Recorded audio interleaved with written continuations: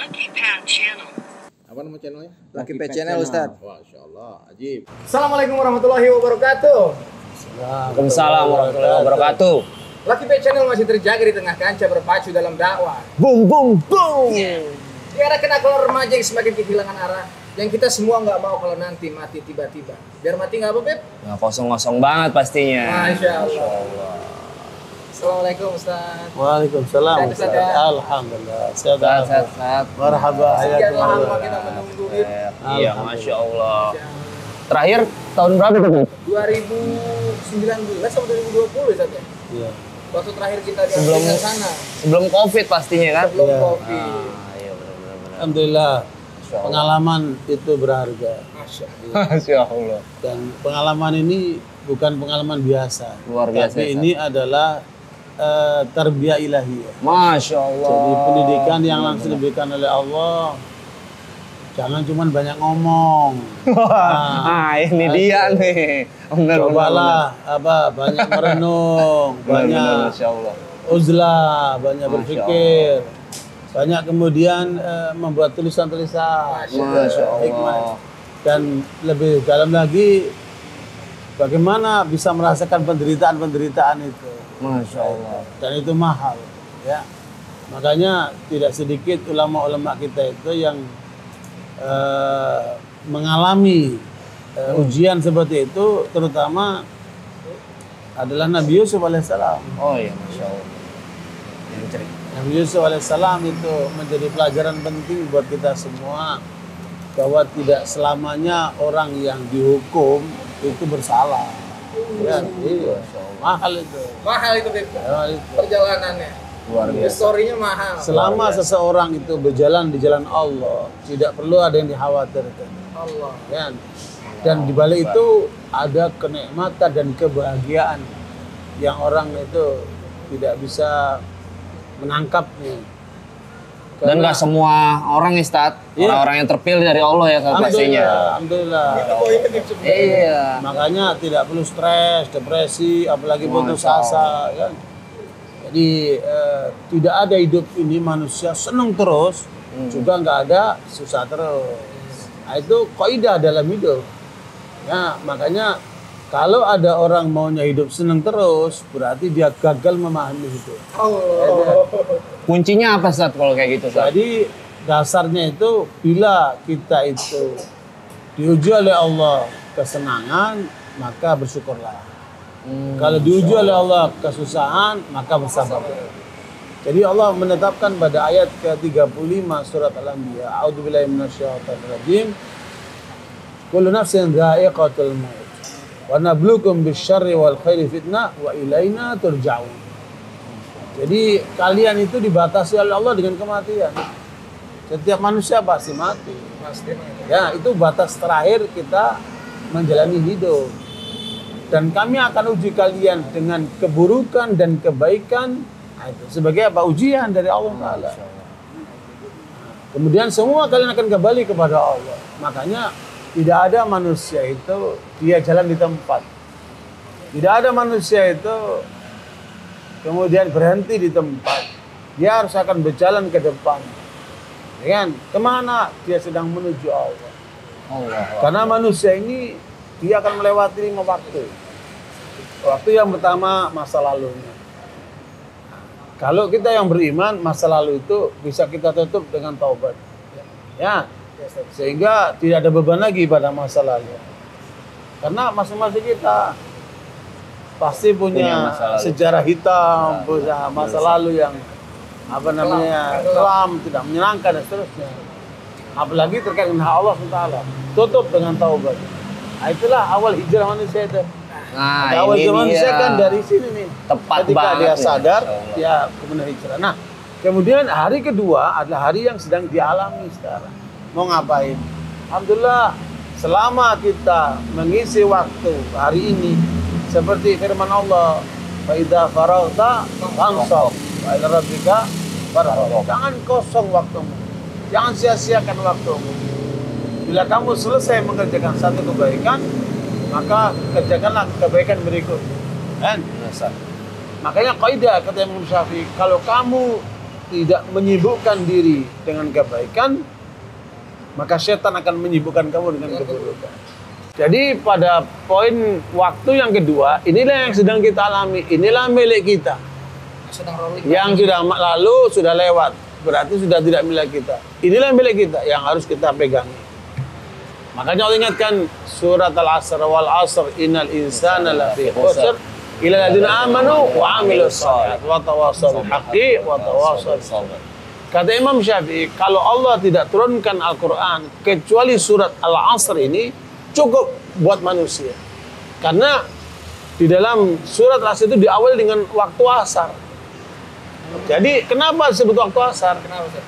Karena umat-umat terdahulu Yahudi dikasih oleh Allah sampai duhur. Kemudian dari duhur sampai asar diberikan waktu kepada kaum Nasara. Kan? Nah kita umat Islam dikasih waktu asar sampai maghrib. Makanya umat Islam ini umat waktu yang paling pendek. Cepat banget waktu. Iya. Makanya kalau ingat orang, sudah asar, sadar, gitu kan. Sudah asar, lagi maghrib, gitu. Lagi maghrib. Supaya umat Islam ini selalu sadar. Wal asar itu pemberitahuan masalah waktu. Kenapa? Banyak manusia hari ini dia lalai dengan waktunya, nggak sadar dengan waktunya. Betul, Ustaz. Apalagi yang suka menunda-nunda. Ntar kalau udah pensiun, ntar kalau udah waktu ruang, ntar kalau sudah punya kesempatan, waktumu sangat terbatas. Kalau kamu tidak memaksimalkan waktumu, maka kamu akan digolong oleh waktumu. Makanya waktu ini kan cuma detik, menit, jam, dan hari. Bila satu hari lepas, berarti jatah hidupmu berkurang. Makanya saya sendiri kadang-kadang heran. Kenapa sih orang-orang itu mengadakan peringatan hari ulang tahun? Happy birthday to you, Fu. Nah, umur berkurang malah seneng. Merayakan ya. Ya, coba kalau seorang hilang uangnya, taruhlah 1 juta. Kemudian seneng, aku seneng uangku hilang 1 juta. Kita apa komentar sama orang ini? Gila dia. Nggak waras. Padahal uang bisa dicari kan. Tapi ini masalah waktu. Hilang, tapi malah seneng. Aneh. Makanya kembali kepada ayat tadi itu, kita semua sedang menuju kepada Allah. Ya kan? Tapi dalam proses perjalanan manusia menuju Allah ada 3 keadaan. Apa aja, Ustaz? Ada 3 keadaan. Pada ayat ke-11 surat Al-Hajj itu Allah menerangkan tentang kondisi orang berjalan menuju Allah tapi 1 kaki. Maunya seneng terus, nggak mau susah. Kamu jalan 1 kaki, nggak akan sampai ke tujuan. Itu salah. Karena dia nggak memahami arti apa kehidupan itu. Nah, yang kedua, orang yang jalannya terbalik. Ini orang kafir nih. Kaki di atas, kepala di bawah. Gitu, akrobatik. Ya, itu surat Al-Mulk kayak 22 itu. Kayak sirkus lah. Ya, bukan sirkus dia. Sebenarnya kita melihat orang kafir ini sedang main sirkus. Makanya Zionis Yahudi ketika mereka menjajah Palestina, membantai kaum muslimin di sana, mereka ini sedang main sirkus. Tapi dunia terperanjat, kemudian melihat perilaku kaum Zionis ini malah kemudian tidak bersikap apa-apa. Bahkan membiarkan itu pembantaian, genosid. Padahal itu kejahatan kemanusiaan dahsyat. Terus mana itu HAM kalian itu? Katanya pro HAM, membela HAM. Mana HAM kalian itu? Bohong semua. Tidak berlaku. Tidak berlaku untuk Zionis Yahudi itu. Sementara di depan mata mereka, mereka sedang main sirkus. Jadi kaki di atas, kepala di bawah. Ngapain diikuti orang seperti itu? Nah, makanya kaum muslimin harus sadar. Ya, jangan tertarik dengan orang yang berjalan 1 kaki. Jangan tertarik dengan orang yang berjalan terbalik. Nah, kita ini sedang berjalan menuju Allah. Inna ilaina iyabahum thumma inna alaina. Kita semua sedang menuju Allah. Makanya kita minta ihdinas siratal mustaqim. Dengan apa itu? Dengan ilmu dan amal. Itulah 2 rel. Kita menuju kepada Allah dengan tegap. Jangan sampai 1 kaki atau jalan terbalik. Nanti kan sampai tujuan. Dan nanti ujungnya kita akan dihisab oleh Allah Ta'ala atas perbuatan kita. Jadi itulah hari kedua. Hari ketiga, hari esok harus kita rancang nih. Wala taqulanna li syai'in fa'ilun dzalika ghadan illa insyaallah. Kalau mau rancang hari esok, rancanglah dengan pernyataan insyaallah. Kita bisa merencanakan. Man proposes, God disposes. Kan manusia berencana atau menentukan. maka katakan insya Allah. Nah, posisi terakhir manusia ketika meninggalkan dunia, itulah kematian. Itulah disinggung oleh Allah pada ayat ke-35 sama ayat Al-Anbiya tadi, surah Al-Anbiya. Nah, dengan demikian, baru satu lagi nanti pada masa di akhirat. Itulah manusia waktunya sudah terbatas, nggak mungkin kembali. Dan situlah saat manusia banyak menyesal. Nah, sebelum itu terjadi, Allah ingatkan kepada kita supaya kembalilah kepada Allah. Dan kalau mau hijrah, hijrah yang benar. Jangan main-main dengan hijrahnya. Nah, ini kan fenomena hijrah nih, Ustaz. Ya. Luar biasa Termasuk sekarang. yang saya obrolin sama Iya. Iya. Ustaz nih. Apa yang terjadi? Saya juga nggak tahu. Pak, karena masalahnya anak-anak muda ini kan mereka hidup di zamannya yang rasa-rasanya bukan zaman kita. Betul. Kan zaman digital, zaman kemajuan. Bahkan sekarang ini zaman sudah robotik. Ini anak-anak muda harus disadarkan. Kalau kalian tidak bangkit dengan pengetahuan kalian, dengan upaya kalian, kalian akan digilas oleh robot-robot itu. Ini sekarang udah muncul. AI. Ya, pekerjaan-pekerjaan di restoran udah robot, kan? Nanti perusahaan-perusahaan pakai robot. Bahkan sudah dibuat robot untuk menservis rumah tangga. Namanya Sofia. Jadi dia akan servis rumah itu. Kebersihannya, masakannya diurus semuanya itu. Jangan sampai nanti ibu-ibu diganti sama Sofia, kan? Nah, peranannya kalah nanti. Sudah terjadi sebenarnya, Ustaz, di Jepang itu. Iya, di banyak tempat lah. Nanti itu semua akan kembali datang ke desa karena konsumen terbesar di sini, kan? Betul. Iya, Mas. Betul. Nah, itu makanya jangan jadi konsumen. Kita harus jadi produsen. Nah, kita bagaimana bersaing dengan mereka baik secara teknologi, ilmu pengetahuan, tetapi pegangan itu nasihatnya sama Habibie. B.J. Habibie ini diakui oleh dunia. Apa konsepnya? Impact dan iptek, kan? Iman dan takwa, baru ilmu pengetahuan dan teknologi. Nah, ini yang harus dimiliki oleh para pemuda supaya jangan sampai mereka dikalahkan oleh keadaan atau digiles oleh generasi-generasi yang merusak itu, kan, generasi yang berjalan miring atau generasi yang berjalan terbalik, kan. Nah, kita harus menjadi generasi yang lurus. Karena sekarang kebanyakan dari umat Islam ini menjadi menjadi seorang konsumen bagi teknologi sekarang, Ustaz. Nah, Banyak tergilas, bukan jadi pioner malah, ya kan? dari hasil penelitian ilmiah, sebenarnya setiap manusia itu punya potensi dahsyat. Ya, Allah sendiri mengatakan pada ayat keempat surat At-Tin, ya, laqad khalaqnal insana fi ahsani taqwim. Allah ciptakan manusia itu dengan sebaik-baik bentuk, termasuk kemampuan akal. Di menurut ilmu pengetahuan itu, akal manusia itu lebih hebat dari 1 juta komputer yang paling canggih. Masya Allah. Kalau kita tidak memanfaatkan akal kita, otak kita itu, maka kita akan digulung oleh AI itu ataupun teknologi canggih itu, kan. Nah, sebenarnya itu kan ciptaan manusia. Betul. Kita sebagai manusia diberikan oleh Allah kelebihan yang luar biasa, apalagi diarahkan dengan wahyu. Makanya orang muslim harus cerdas. Betul. Orang muslim harus maju. Orang muslim harus menguasai dunia. Nah, negara ini sudah mulai ada perkembangan baru. Menurut Ketua Ikatan Muslim Eropa, sebelum terjadi peristiwa penyerangan Zionis ke Gaza, tanggal 7 Oktober itu, umat Islam yang masuk, umat manusia masuk Islam itu hanya 80 orang per hari. Per hari. Sekarang ini setelah peristiwa penyerangan Zionis ke Gaza, itu setiap hari sekitar 400 orang. Berarti 5 kali lipat. Nah, itu berkahnya Gaza itu. Negeri Syam ya, Ustaz, ya, terutama. Ya, sekarang bergolak, seluruh dunia ini bergolak nih. Melihat perilaku Zionis seperti itu, jahatnya kayak gitu. Jadi ini juga menjadi pelajaran juga. Makanya para pemuda harus pandai menangkap sinyal-sinyal itu. Mungkin kalau saya ini, Ustaz, pemuda ini mungkin mulai pandai, Ustaz. Mulai pandai untuk menerima sinyal-sinyal tersebut, Ustaz. Ya, silakan. Dari pergolakan itu. Gitu. Iya. Terima kasih, jazakallah khair, masya Allah. Nah, tapi Ustaz, ketika mereka mulai melangkah nih, Ustaz, biasanya HBP yang kita bahas kemarin, dia mulai melangkah mau masuk ke sirkel pengajian, Ustaz. Tapi mereka bingung. Karena di tengah-tengah itu banyak yang aliran seperti ini gitu. Yeah. Lalu harus di mana saya ada untuk belajar. Banyak pilihan Iya. sebenarnya, Ustaz. Ya sebenarnya memang pertama mereka ini pendatang baru yang pengetahuan Islamnya masih terbatas, Ya. ya kan? Terus melihat fenomena orang-orang yang sudah ngaji atau mungkin bahkan ada sebagian ustadz yang bicaranya justru menyinggung perasaan, memojokkan pihak lain, bahkan tidak jarang untuk mengarah kepada perpecahan, ya kan? Nah ini suatu fenomena yang nggak baik, nggak sehat, gitu. Makanya Nabi memberikan ukuran.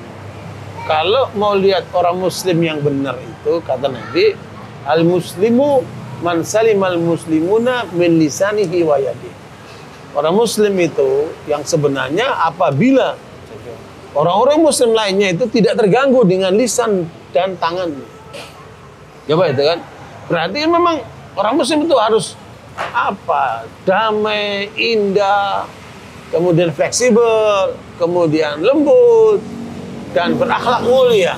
Sehingga itulah menjadi nilai dakwah yang lebih efektif daripada ceramah itu sendiri.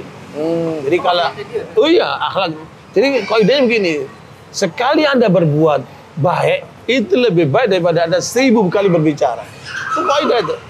Nah hari ini justru yang minim di tengah umat ini keteladanan. Ya?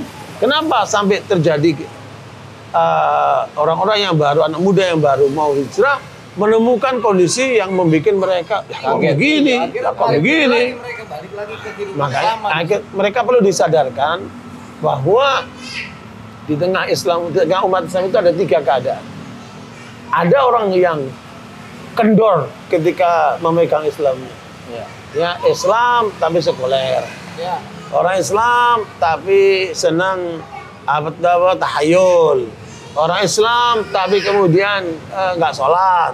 Orang Islam tapi hanya KTP saja. Nah ini Islam kendor nih. Ya. Ada di tengah umat Islam ini. Nah tentunya ini salah. Harus kita luruskan. Nah di balik itu ada yang kedua, orang Islamnya ekstrim. Ya. Yang sunnah dibilang wajib. Ya kan? Orang yang sudah dibilang wajib. Balik-balik nih. Umpamanya tahajud malam itu wajib. Umpamanya kan. Nah, ini muskil. Padahal tahajud itu sunnah. Jadi yang sunnah diwajibkan oleh dia. Kan? Kemudian mudah untuk mengkafir-kafirkan orang. Kemudian mudah untuk menjatuhkan orang, menjelekkan orang.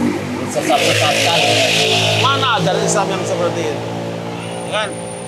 Jadi betul-betul nampak mereka itu keras, kaku, dan hilang kelembutan, hilang akhlak mulia. Bahkan tidak jarang untuk memojokkan pihak lain, menjatuhkan pihak lain. Ya, dan itu semua tentunya keliru. Baik yang kendor ini diluruskan, ya supaya ke tengah, dan yang ekstrim juga ditarik supaya dia juga ke tengah. Nah, yang tengah ini adalah itulah yang kita minta 17 kali. Ihdinas siratal mustaqim. Jadi tidak kendor juga tidak ekstrim. Ah, seperti itu. Itulah yang Allah sebutkan pada ayat ke-143 surah Al-Baqarah. Ya, wa kadzalika ja'alnakum ummatan wasata litakunu syuhada 'alan nas. Jadi kita itu oleh Allah umat yang tengah-tengah. Tidak kendor, tidak ekstrim. Nah, kaum pemuda-muda yang mau hijrah itu perlu diberikan penjelasan sehingga tidak shock ketika melihat ada perilaku-perilaku atau fenomena-fenomena yang kemudian tidak sesuai dengan yang dia lihat, yang diharapkan, yang dia pahami tentang Islam itu. Jadi Islam itu indah, Islam itu indah, dan lebih indah lagi kapan? Ketika dipraktekkan. Gitu. Bukan cuma indah. Al-Imam Al-Izz bin Abdul Salam dalam kitab Al-Qawaid Al-Kubra, Wajuz itu ulama besar nih, mengatakan bahwa setiap satu ajaran Islam, ya, perintah Allah atau sunnah Rasulullah umpamanya, maka di balik itu ada 2 hal. Ada kenikmatan dan ada kebahagiaan. Ini yang harus difahami oleh umat Islam. Selalu saja. Selalu. Dan apabila di situ ada larangan, ya, atau hal yang diperingatkan, maka di situ ada 2 hal. Ya, atau 2 hal. Yang pertama itu penderitaan dan yang kedua kehinaan. Maka antum lihat dalam kehidupan ini, siapa yang melanggar perintah Allah, ya, siapa yang menentang sunnah Rasulullah, maka apa yang terjadi dia? Dia menderita dan hina. Gitu. Tapi siapa yang menjalankan perintah Allah, menjalankan sunnah Rasulullah, apa yang dia dapatkan? Nikmat dan bahagia. Ya. Meskipun rumahnya ngontrak, ya, meskipun ekonominya mungkin pas-pasan, ya. Listrik bunyi mulu itu. Mungkin enggak seperti itu. Jadi sarana dan prasarana itu hanya kelengkapan saja, bukan satu tujuan untuk seperti yang ditunjukkan kaum kapitalis materialistis itu kan. Nah, itu banyak yang salah di sini. Hedonisme ya, Dia Ustaz. sampai 271 triliun aja itu udah banyak banget, Ustaz. Ya. 271 triliun, tapi dikoreksi sama kejaksaan, bukan 300 triliun. Ditambah lagi dengan emas yang palsu dan walhasil kekayaan kita ini luar biasa. Nah, ini kan harusnya bagaimana kekayaan negara ini diberdayakan untuk kesejahteraan rakyat secara meluas begitu. Tapi kalau anak mudanya disingkirkan, Ustaz, maksudnya memang sengaja dikonsep untuk supaya menjauhi agama. Ya. Jadi memang ini tren global ya. Tren global yang mereka memunculkan namanya Islamophobia. Islamophobia inilah yang dihadirkan ke seluruh dunia termasuk ke Indonesia agar orang itu menjauhi Islam, agar orang takut dengan Islam. Padahal menurut data yang dirilis oleh Pew Research Center, ini lembaga internasional dalam bidang research, itu mengatakan bahwa masyarakat Indonesia, ya terutama yang Muslim itu 60% menghendaki syariat Islam diterapkan di Indonesia. 64%. Malaysia lebih tinggi, 86% di Malaysia.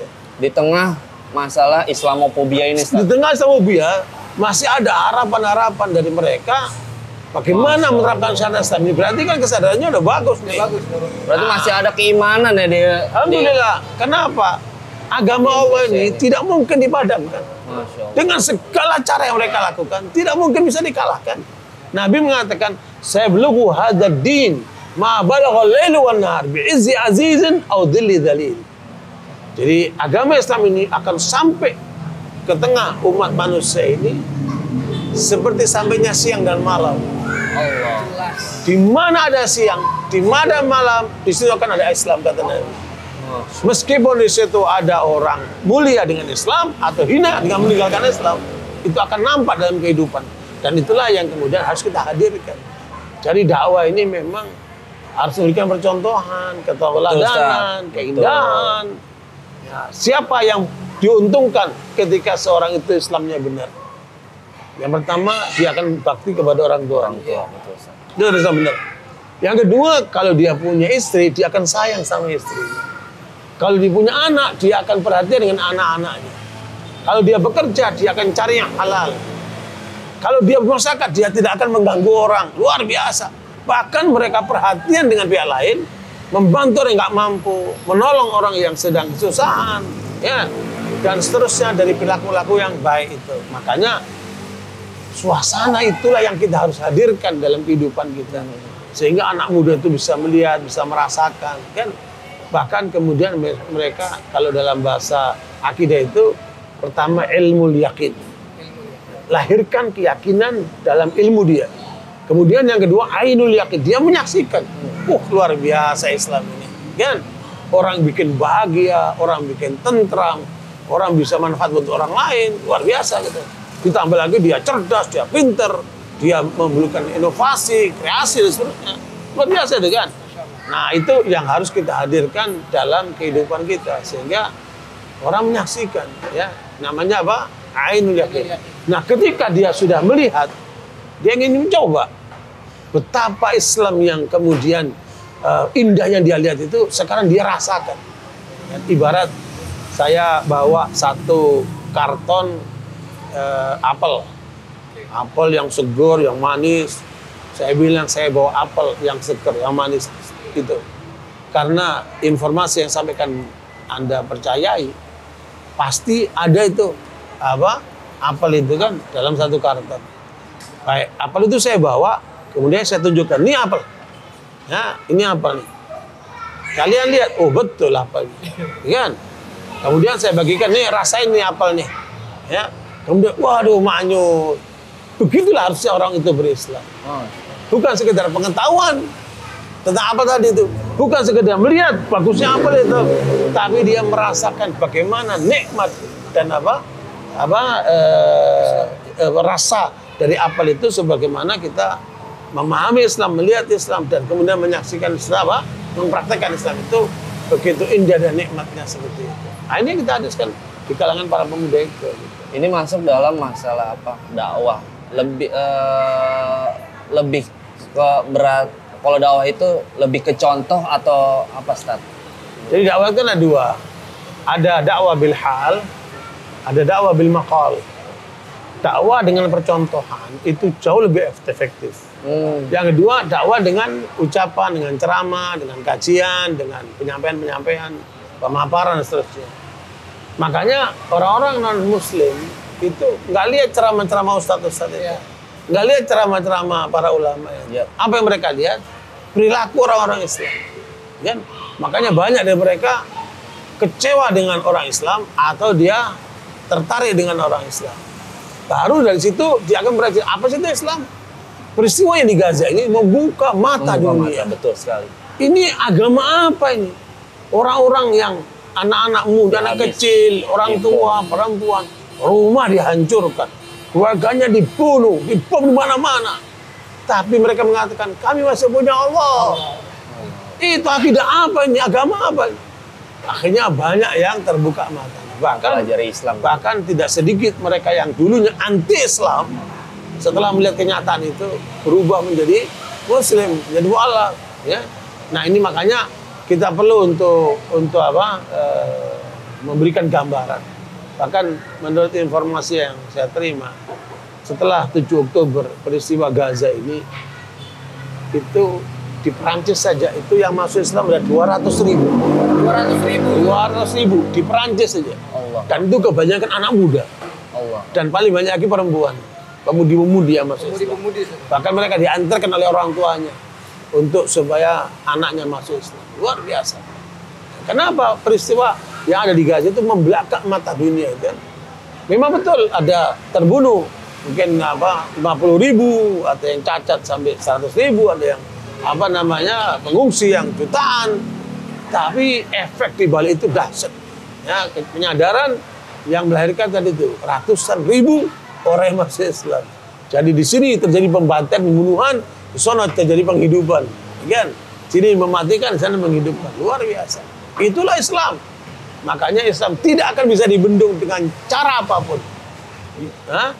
Yuridun yutfi'u nurallahi biafwahihim wallahu mutimmu nurihi walau karihal kafirun. Kata Allah, orang mereka berusaha untuk memadamkan cahaya Allah. Tidak akan pernah padam cahaya Allah meskipun orang-orang kafir itu nggak suka. Ya. Karena apa? Semua kebatilan, semua kejahatan itu ibarat kegelapan. Sekuat apa kegelapan, antum bawa senter, cus akan nyingkir dia.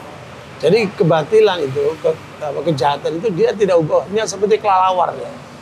Kapan kelelawar keluar? Malam. Kalau gelap. Kalau gelap, kalau malam. Coba antum bawa senter kan di mukanya kelelawar, kabur dia. Artinya apa?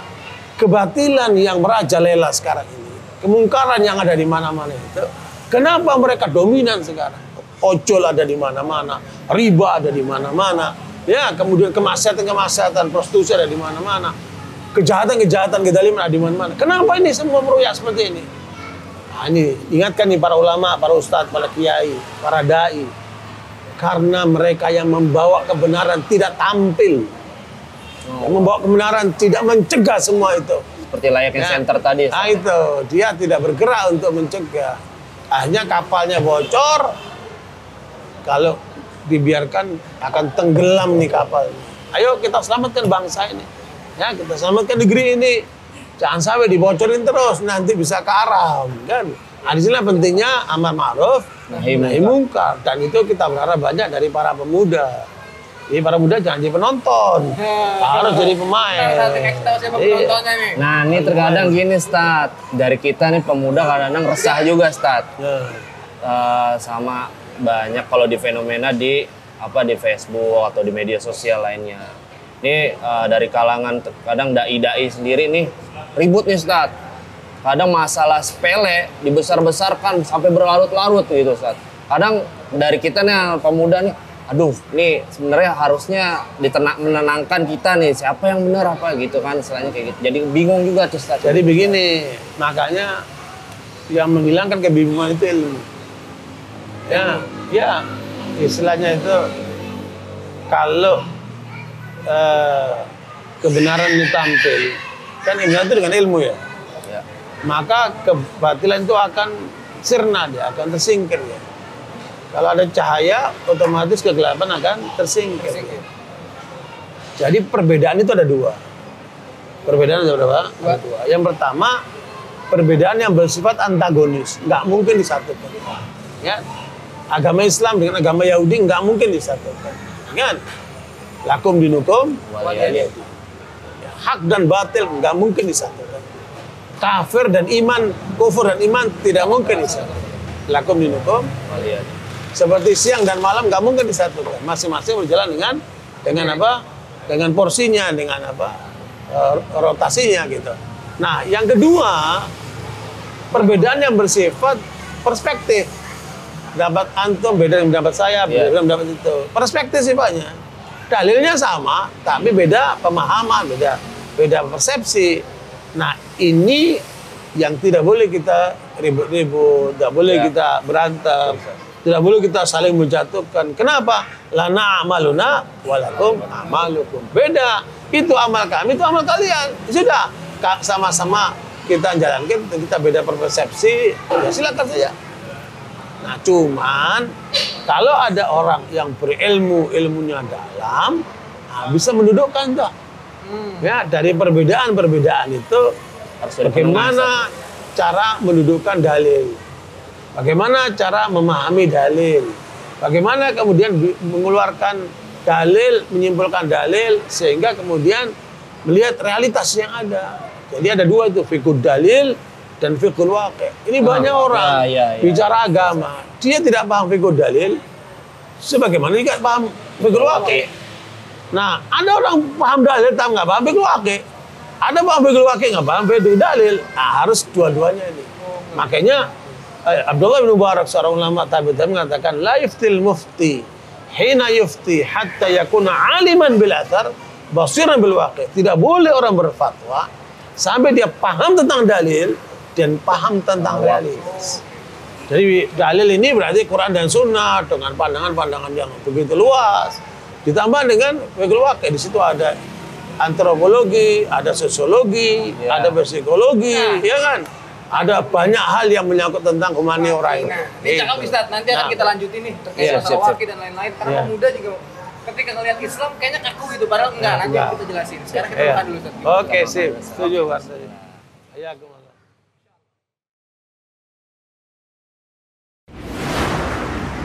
قد أفلح المؤمنون